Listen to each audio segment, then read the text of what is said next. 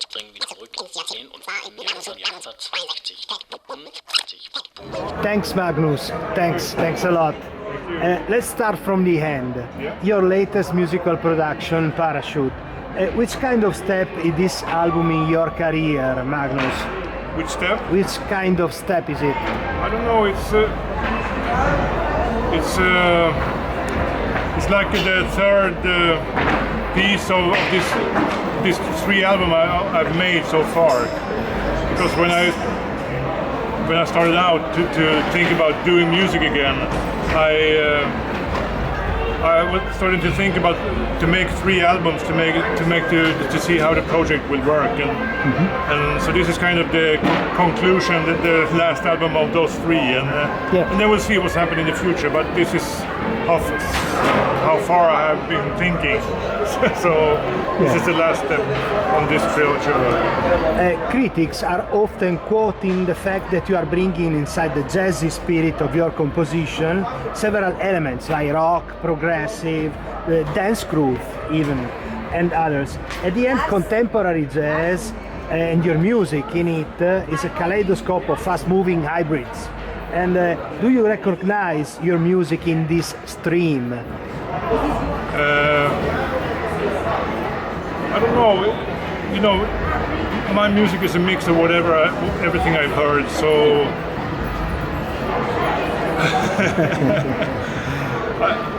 I don't know what to say really to that question. No.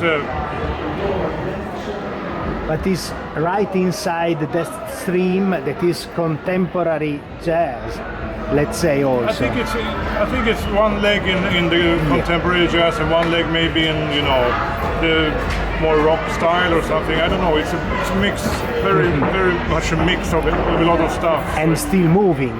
Yeah, I hope. Yeah.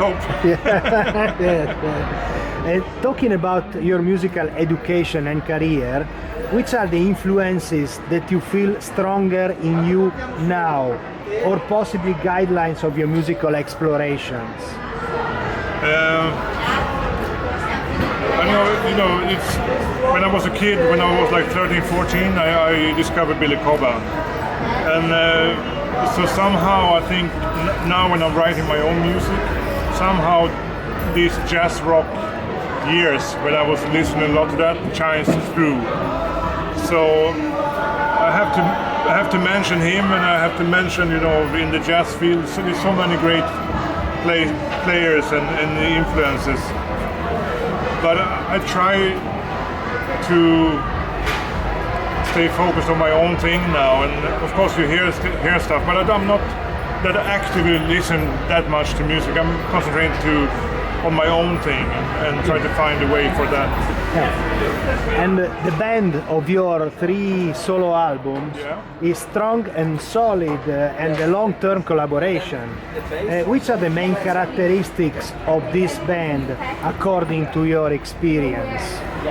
The guys that have been with me, for me it's very important to have guys that's kind of open-minded, that have played different kind of music. And for instance, Andreas Rodakis, the guitar player, he used to be a huge Metallica fan, and so you have that in the bottom, but then you have jazz playing, and Daniel Karlsson, the piano player, is maybe more in the jazzy style, and Tobias the bass player is a funky guy, you can say.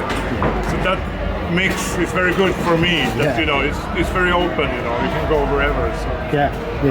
And the Scandinavian musical scene is sometimes astonishing for strength and creativity. For you, which are the components for this result? Very long winters. Hey, why not?